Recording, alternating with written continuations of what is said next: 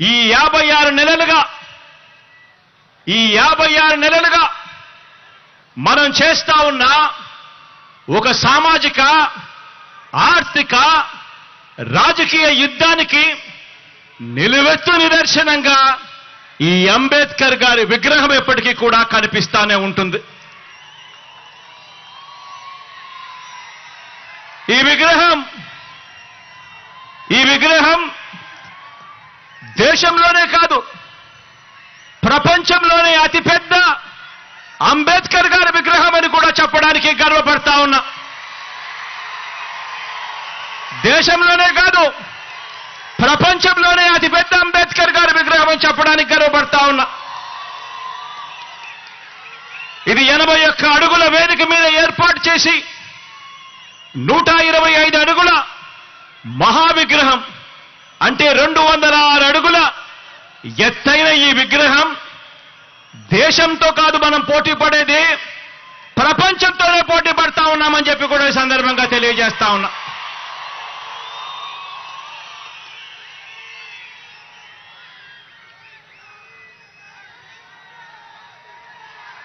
తరతరాలు కూడా ఈ ఆకాశమంతటి మహానుభావుడి, ఈ ఆకాశమంతటి వ్యక్తిత్వాన్ని గుర్తు చేసుకోవాలి. ప్రతి పిల్లాడు, ప్రతి పాప కూడా ఆయన జీవిత చరిత్ర నుంచి స్ఫూర్తిని తెచ్చుకోవాలి. ఎందుకంటే అభివృద్ధికి, అభ్యుదయానికి మధ్య అవినాభావ సంబంధం అంబేద్కర్ గారి భావజాలం. ఇలాంటి భావజాలం మన పెత్తందారులకు మాత్రం నచ్చదు. పెత్తందారులంటే ఎవరో మీ అందరికీ బాగా ఈ పాటికి అర్థమై ఉంటారనుకుంటా ఉన్నాను.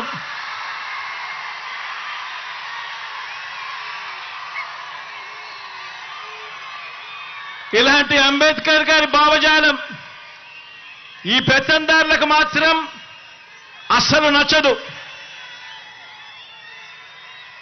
దళితులకు చంద్రబాబు నాయుడు గారు సెంట్ భూమిని ఇళ్ల నిర్మాణానికి ఇచ్చింది లేదు, అంబేద్కర్ గారి విగ్రహం నిర్మించింది అంతకన్నా కూడా లేదు. ఎందుకంటే చంద్రబాబు గారి రక్తంలోనే ఎస్సీ, ఎస్టీ, బీసీ మైనారిటీల మీద ఏ కోశానా కూడా, ఏనాడు కూడా ఈ మనిషికి ప్రేమే లేదు. ఎస్సీలో పుట్టాలని ఎవరైనా అనుకుంటారా అని ఒక ముఖ్యమంత్రి స్థానంలో ఉన్న వ్యక్తి నోరు పారేసుకుంటే గ్రామాలలో ఆ ఎస్సీలు ఎలా బ్రతకగలుగుతారు అని చెప్పి కనీసం ఆలోచన కూడా చేయకుండా నోట్లో నుంచి అంత చులకనగా మాట్లాడే స్వభావం. బీసీల తోకలు కత్తిరిస్తా ఖబర్దార్ అన్న వ్యక్తి, పేద సామాజిక వర్గాలంటే గిట్టని ఈ వ్యక్తి మన మాదిరిగా ఈ పేద అక్క చెల్లెమ్మలు బాగుండాలి, ఈ పేద కుటుంబాలు బాగుండాలి అని ఏకంగా 31 లక్షల ఇళ్ల పట్టాలు రాష్ట్రంలో ఎప్పుడు జరగని విధంగా, దేశంలో కూడా ఎప్పుడు చూడని విధంగా ఏకంగా 31 లక్షల ఇళ్ల పట్టాలు, అందులో 22 లక్షల ఇళ్ల నిర్మాణం చేయాలని ఆ పెద్ద మనిషికి ఎందుకు అనిపిస్తుంది?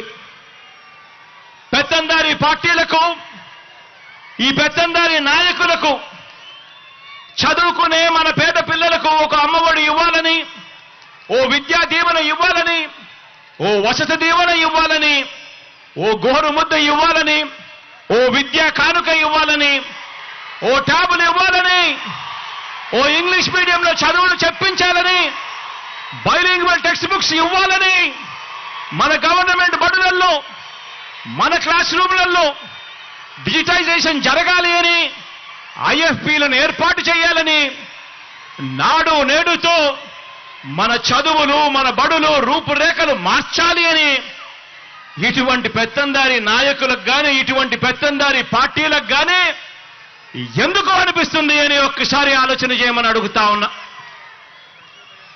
పెత్తందారి పార్టీలకు, పెత్తందారి నాయకులకు మన అక్క చెల్లెమ్మలకు ఒక దిశ తేవాలని, మన అక్క చెల్లెమ్మలకు ఒక అమ్మఒడి ఇవ్వాలని, మన అక్క చెల్లెమ్మలకు ఒక ఆసరా ఇవ్వాలని, మన అక్క చెల్లెమ్మలకు ఒక సున్నా వడ్డీ తేవాలని, ఒక సున్నా వడ్డీ ఇవ్వాలని, ఒక చేయూత ఇవ్వాలని, అక్క చెల్లెమ్మల పేరిట 31 లక్షల ఇళ్ల పట్టాలు ఇవ్వాలని, అందులో 22 లక్షల ఇళ్ల నిర్మాణం పూర్తి చేసి కట్టించి ఇచ్చి ఆ అక్క చెల్లెమ్మల ముఖాలలో చిరునవ్వులు చూడాలని ఆ పెత్తందారి పార్టీలకు, ఆ పెత్తందారి నాయకులకు ఎందుకు అనిపిస్తుంది అని ఒక్కసారి ఆలోచన చేయమని అడుగుతా ఉన్నా.